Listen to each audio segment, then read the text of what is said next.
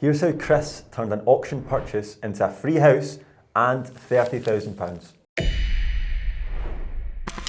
Kris, thank you very much for coming in. No problem. Having a chat with us. It's been long waited, Aye. but you're finally in. So, let's get straight into the deal. You bought a property at auction in Hexham? Yep. For how much? £47,500. So the desktop valuation on it was £169,000. I believe the kind of true end value is about £150. So it'd been on auction for a while, needed a lot of work done to it, which was putting people off. And it was up for around 70k, and I just put a low ball, kind of 39.99, and let it sit. Went through a couple of cycles, and then they eventually came back saying they'd take 55, which I was totally happy to do. But I thought I'll see how I can push this here, so went back at 45. Let the auction run, and then at post-auction, I says, look, 45, I've got a deal. And they said, look, give us 47.5. So I was like, yeah, happily. I was happy to pay 55 because I was speaking to you, and he's like, just do the deal, man. Yeah. So spend probably 35 on that one, revalue at 150, stamp duty exempt because of the condition as well, which the lawyers confirmed, which is good. Legal pack was all clean, which lawyers get the lawyers to check. So top tip if you're buying at property auctions, check the legal pack.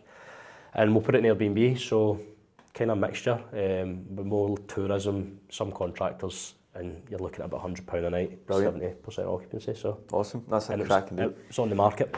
On the market, and so you made an offer before the auction. Yep. Rejected it, and then you just kind of sat and kept an eye on it. I saw like it was. I think it was on the second or third auction cycle, and obviously the sellers get more hungry the more it goes through the cycle.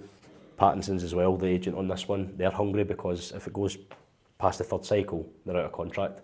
So you had a willing buyer. You had one of the sellers was willing, one was unwilling, and then I think eventually like. They just get a bit realistic with the expectations. So, it was just sitting there on Rightmove. So for any's watching, like there's literally deals out there everywhere. You just need to know where to look. Yeah. And Pattinson's, how did you have a relationship with these guys before? Yeah. So. And how did you build that relationship? So when I moved to Newcastle, I had 6 estate agents in my village at Wickham. So I'd take the dog out once a week and just doorstep them. And he was a puppy at the time, my German Shepherd, so I can't take him much more now. He's too big and scary. So I was taking him around once a week, going, saying hello to everyone. So it was, go up, there would be True Homes North East, then there would be Susan Graham, Your Move, Sarah Mains, Pattinson's, and then I'm missing one more as well. It was maybe just 5. So going once a week. Didn't really take me seriously to start with. And then eventually I bought a deal through Pattinson's, but not that branch.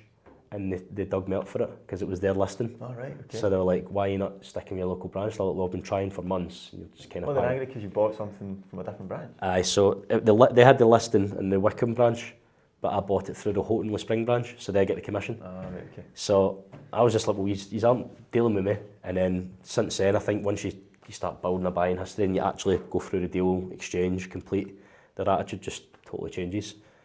So it's just by kind of being persistent, I suppose. Yeah, and being a buyer, like actually buying stuff. Aye. And then investors buying as well, like I pretty much get a 0 fall through rate with them. Yeah. So that always helps because when I was putting the low ball offers in to start with, you get laughed at, but they put offers like that. It was up for 70 grand and I've got it 47.5, but they were putting it across as like, that's a serious good offer. Yeah. So it's weird. It doesn't all start like that, do you know what I mean? Because you must get it all the time where people just fire in the low ball bids. And tell you what, like see if we have had no offers on something, if someone offers a low ball, we will always take it because you never know what a seller. I mean, a seller will say they want something, but until they get an offer, a real offer where they can pay a deposit, they might change their mind, and often they do. The thing is times though, you'll have people probably that are serial underbidders and they never actually pull through. So you get a lot of them. We've got a guy, I won't mention his name, right, but he offers in pretty much everything we have. He puts his name in block capitals always, so we're like, I won't say the name, but like shout out when it comes in. And he gets offers accepted and stuff. Like a lot of these lowballs have been accepted, but then he just never answers the phone after. So you send him an invoice and he just ghosts us. So you not just blacklist him then, or? I mean, he can make offers and stuff. But if he was buying stuff, he was actually completing it. Everything that we know that he would buy, we just fucking funnel. I quite like buying at auction as well because the sellers are more game to do a deal. There's no chance of getting gazumped in the exchange contracts there and then. Yeah. And it's like, it's honestly one of my... I used to be terrified of bridging loans and auctions, but I didn't know really what they were because I thought bridging loans when you're skint. And auctions, like there must be something up with the property. That's what everybody thought, and it's probably one of my main methods to buy now. It's really good. Is that right? Okay. I just like it. It's exchange straight away. You set a completion date. You know nothing's going to fall through. Like, because I've had some sales in the open market and they just drag on months and months and months. So the auction, it's just like in and out, and then get in the next deal, in the next deal. So back to this deal. So it was just about the property itself. Was it a 2-3 bed? It's a 3-bedroom lower flat in a village called Allendale. So it's in Hexham, so it's just off the A69. Okay, so you bought it for 47.5. What was the auction fee? £3,000. Include that? Include for that, aye. How much did you spend on it? I'll spend 35 on it, so it completes tomorrow. And it's pretty much a full reno, so full refresh internally, possibly new windows as well. And it'll be a kind of brand new house. Maybe some outside work as well. The guttering's a bit short outside, so you want to make it appealing for Airbnb. Cool. So you've 47.5 purchase price, £3,000 auction fee, spent 35, and you've got it revalued, or you've accepted a refinance at 150. Aye, so it'll pretty much confirmed for surveyors, so that's a good thing as well. You get a feel for it, but I run desktop valuations as well. The desktop valuation was higher, but the confidence level was lower. So it basically, sometimes with desktop values, they are dead on, like for what you think they are. Sometimes they're slightly higher, sometimes they're miles off, like lower. So. And just so people that maybe don't know, understand what you mean, what's a desktop value? So it's essentially like a lender putting into a computer the house, address, and then they'll spit out loads of comparables, and from that, the dates, the sizes of them, how many beds, they'll come to their own valuation. And there's a confidence level on that as well. You want it to be kind of near a 4 or above, and you could remortgage in theory to that desktop valuation. So it's a good way of getting in and out of deals. If you're wanting, like I use investor finance, so if you're bridging in, we say together, who do bridging loans, and then remortgage out with Shawbrook, because their online valuations tend to be the same, if not like maybe £1,000 out. So it's pretty efficient for getting in and out of deals, but you just need to make sure that the values are proper. Because I mean, I'm not going to, like, this one was 169 on the desktop. I don't believe it's worth that. So computer was wrong, that one. Yeah. So the strategy is BRR. So you've bought it, you've added the value, and then you've refinanced at the higher value to then pull out, ideally, what you've put in. But obviously on this one, you've managed to get about £30,000 out. Aye. So I don't know what's happened this year, but some of the deals that are just coming are really, really good. But I think this is like my third year of buying quite heavy. So I think if you get a reputation for like hoovering things up, being easy to deal with, not pulling out, then if someone's got a property, and I'll go to Kris, do you know what I mean? So it's addictive as well.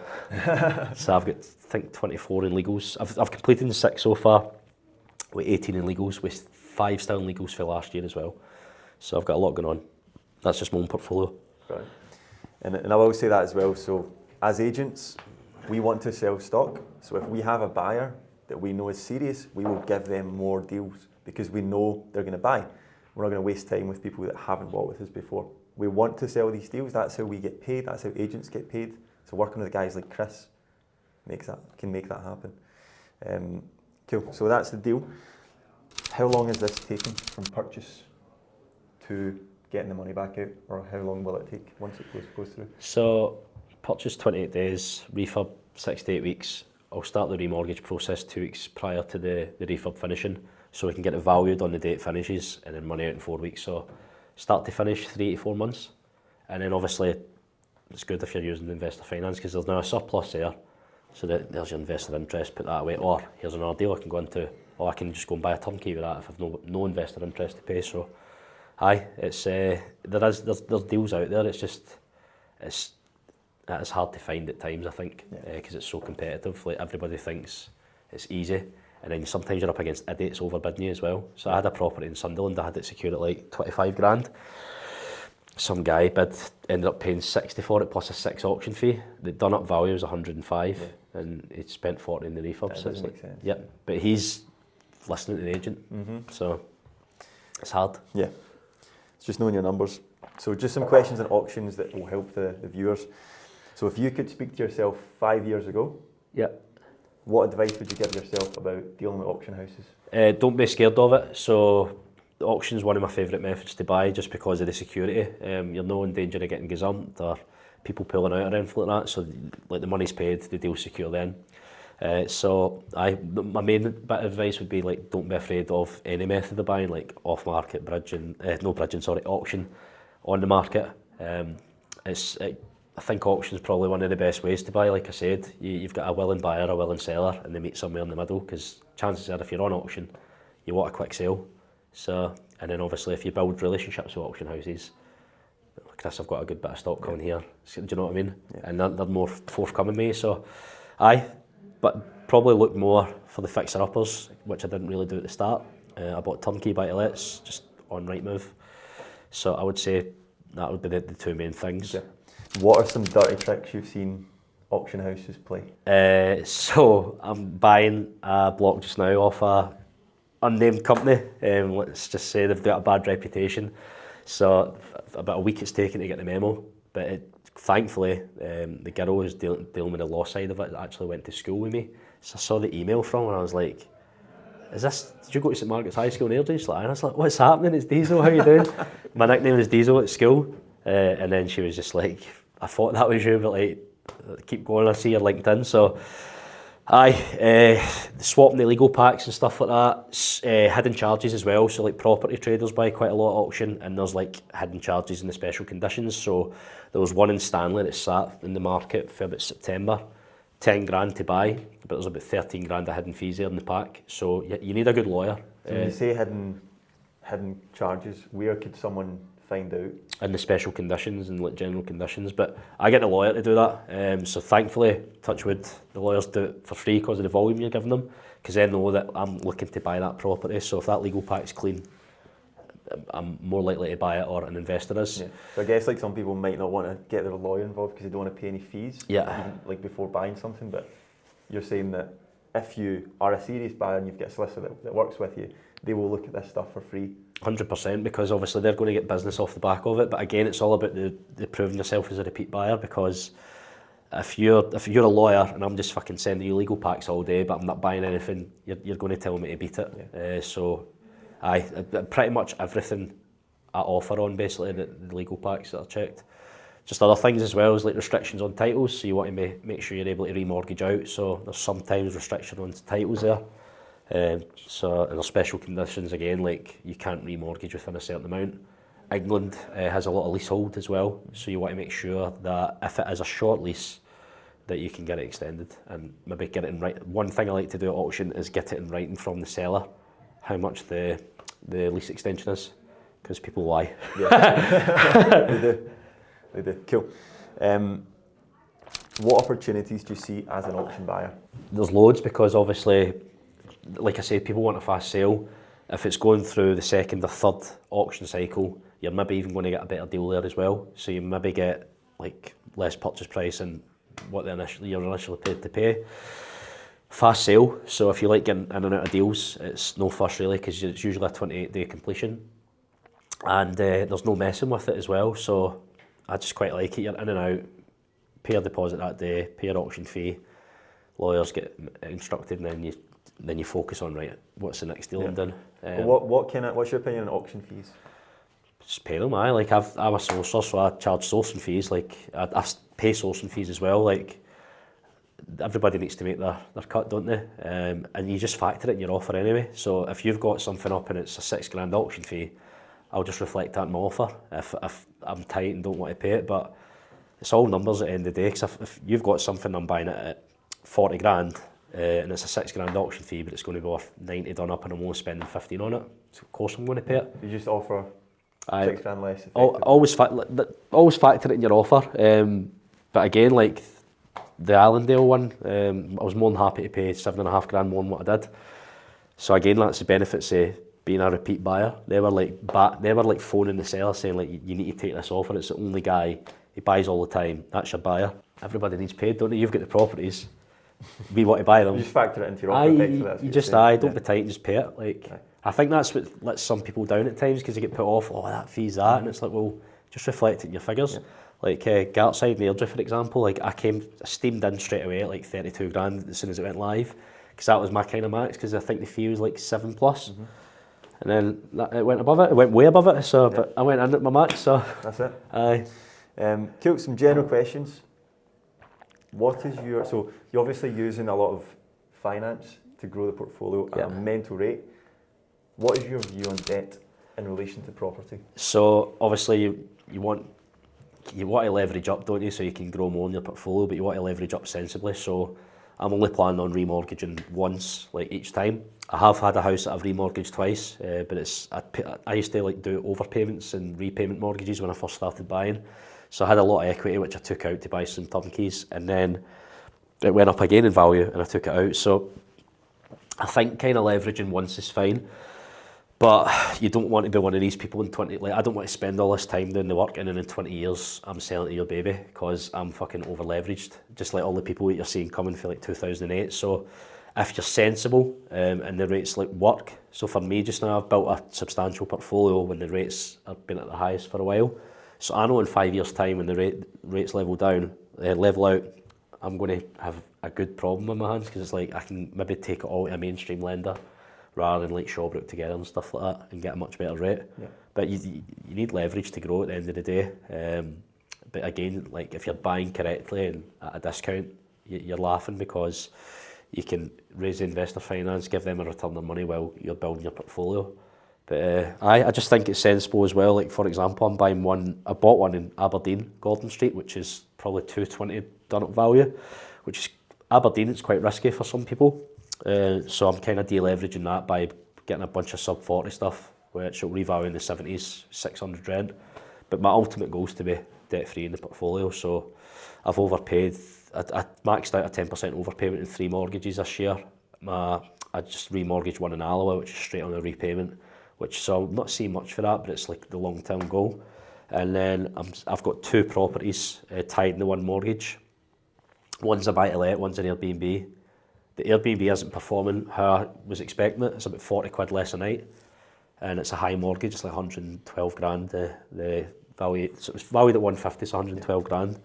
And I'm selling it for 140. So I've created probably 25 grand equity out of thin air, which I'm then going to use to pay 10% off some more mortgages. Got you. So I'm a bit different for others. I want to be debt free eventually. Yeah.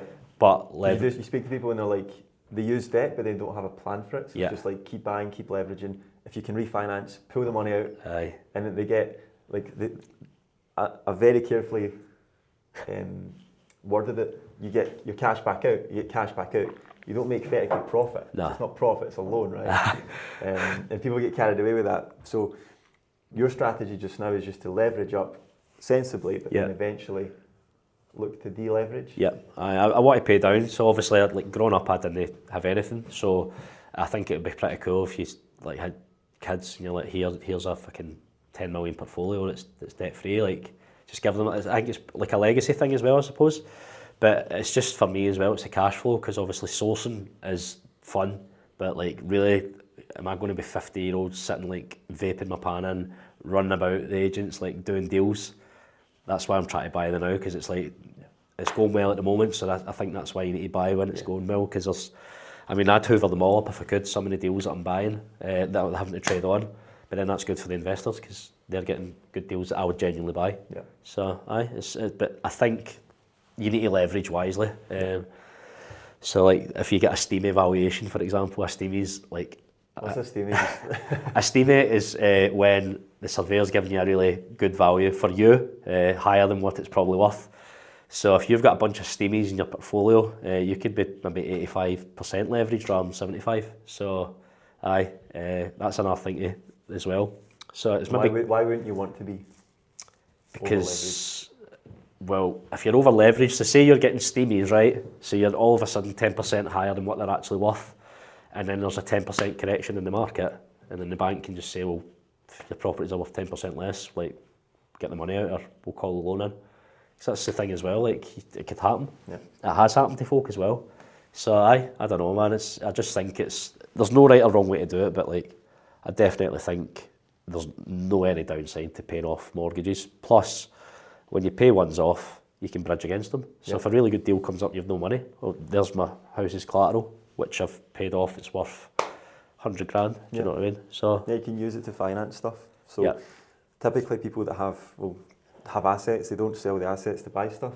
They just have them unencumbered and then they want to buy something, they just put a loan on it, Yep. put a charge in it, do what they need to do, and then take it back off. Yeah. It's a good wee facility to have. It gives you options because like I've got an unencumbered one, and when I bought my Glasgow ones, one of them needed a refurb.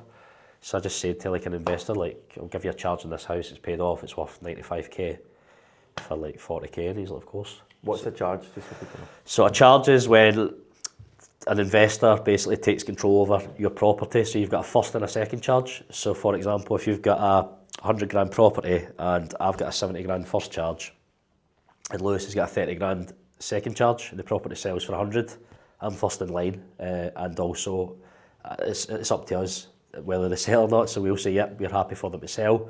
It's just to essentially stop investors losing money, I suppose. So you get people lend out unsecured, which is obviously a bit risky at times because there's stories of people fucking off with the money or not using it for the intents and purposes. So if you get a charge in the property, you've got a lot more security because you decide when that charge comes off as well. So for example, I've just done a BRR in Chesterley Street. The investor fronted the full purchase price and the auction fee. I self-funded the refurb, and he got a first charge and 1% a month for 6 months. So he gets 6% of his money, plus he had ultimate security there, because the house is now worth 110. I paid 55 for it, so he's probably made like a decent chunk of change in a few months, and he's got the security as well. So the worst case scenario, aye, he would just effectively get. He could keep the property, aye. Keep the property. So it's good. Investors, obviously, it's like lesser interest rate you offer to investors because they're getting much more security. But again, if you're going to an investor, say I can give you a charge on this, we'll be in and out in 6 months. Here's the exit, then more often than not they're going to do it. So it's pretty good. Cool. Another question: if you had no money, no contacts, no goodwill that you've built with people tomorrow, what would you do to get back to where you are now? Just kind of, well, I moved to Newcastle in 2021, and like I had no money left because I had all my turnkeys. The rates had all doubled, so my cash flow was going down. I was in a job, but I was on like 26k a year in a traineeship. Obviously, I would have been on more now if I stuck it out. So yeah, I had all of that, and no credibility, no money, and I just focused on trying to build good relationships. How did you do that? So I had no money for adverts, so I thought I'm just going to go to the agents because they get the deals. So like I said previously, I was just doorstepping quite a lot, constantly going to speak to people as well. So when you say doorstepping, what does that mean? Just turn up at the agents in person. Like, hi, I'm Kris Dalziel. Like, I'm looking for X, Y, and Z. Also, I've got investors that are looking for A, B, C, and just be persistent like that. Let them know you're not going away.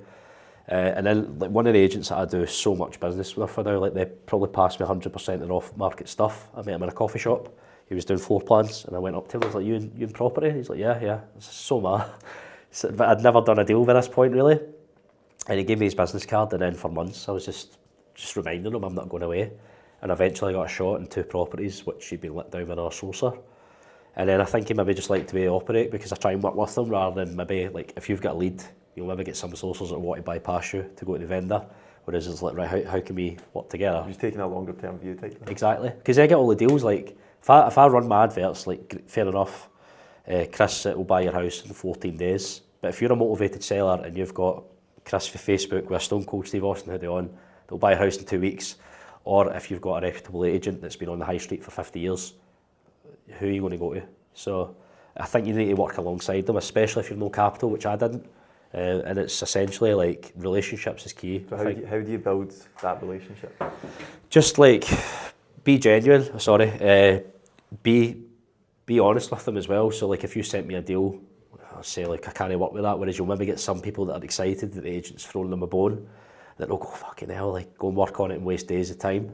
So just be honest as possible. Communication as well, like I've had deals that fell through in legals, but then I've backfilled it with other investors.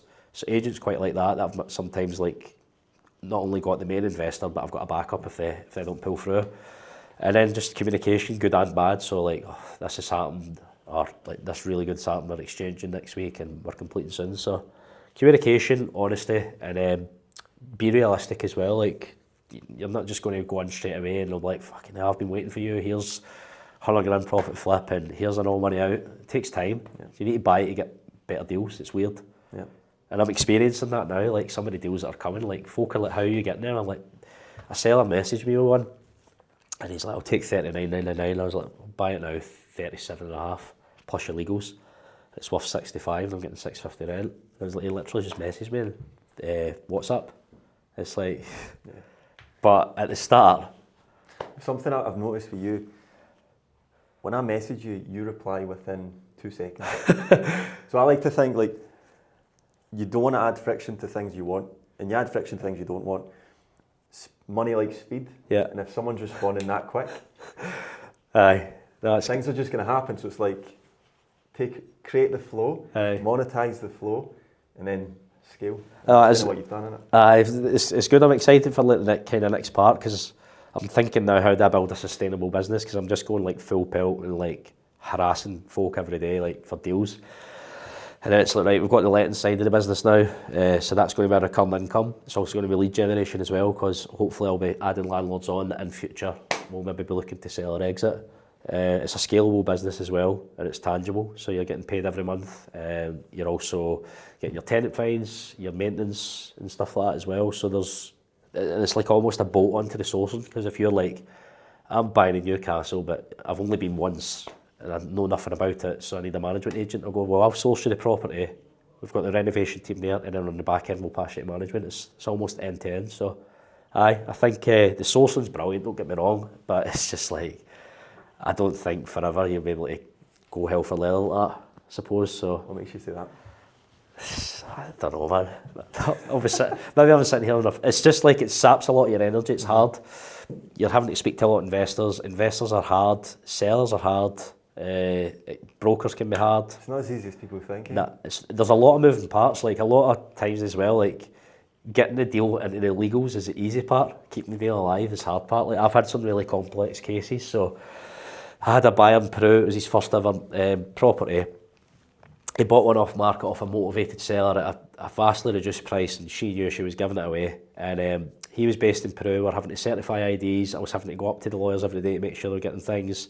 He was doing bridging loans, but he was obviously an expat, so it was more tricky to mortgage because it was his very first one. So you don't think about all that side, because you're trying to help progress the sale as well, because at the end of the day you don't want the deal to fall through. Your relationship's ruined with the agent and then the fee's gone. Yeah. So like sales progression is a massive part. But then also as well, it's like progression of the refurb. Like when are you refinance? When are you ready to re-enter the market and buy again?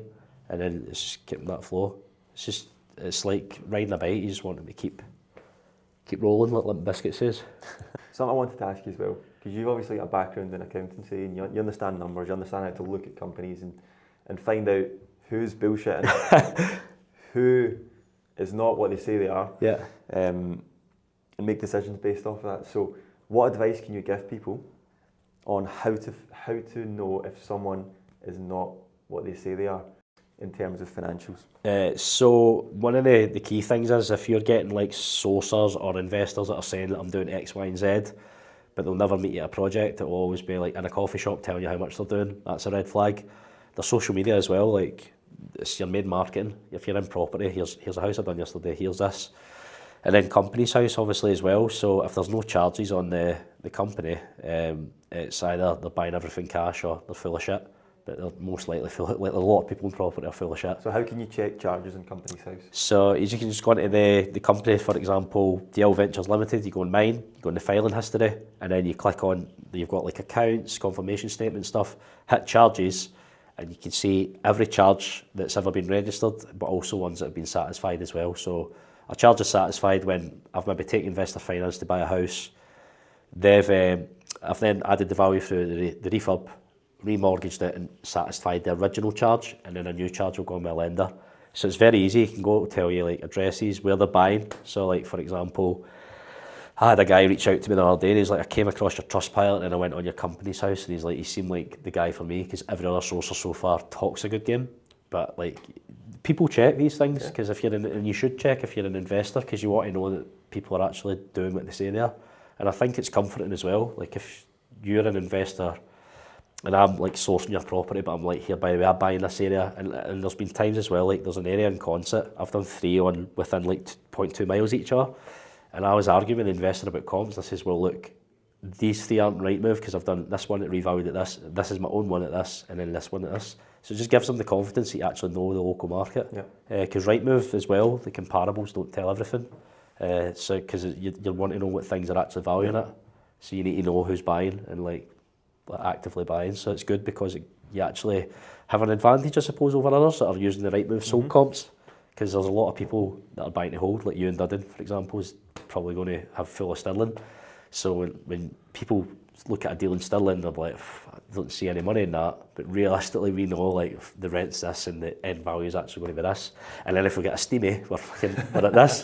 So it's a company's house. Like just obviously have a look at the balance sheet as well. So net assets, which is the net of your liabilities and your assets. So you ideally want them to be in a positive. In theory as well, when you've got a property company that's in a growth phase, it's going to lose a lot of money because you're funding refurbs, and when you're remortgaging, you're not taking profit, you're not flipping for a profit, you're taking on debt.